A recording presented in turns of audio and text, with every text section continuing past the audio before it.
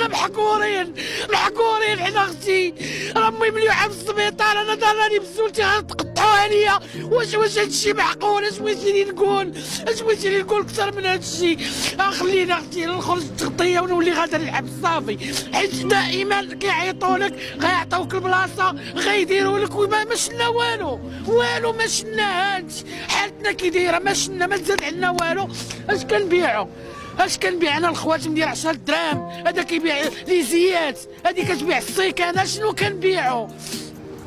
اش غنقول لك اختي؟ خليني عليك، الله يعطيك الستر صافي، خليني عليك. راه الوالي ديال الدار البيضاء شافني وقال لي غتستافدي، وسمعت وبقيت مع خوتي، ما مشيت قجرت ما مشيتش للولايه، ما كنمشي حتى بلاصه، قلت تيجي داك الشيء على غفله ويجيو يعيطوا ليا. انا قانعه، كنقول لها صورتها 100 درهم نمشي بحالاتي بلا ما نمشي نوقف نشد السربيل ونتبطل، قيدوني في الولايه مره.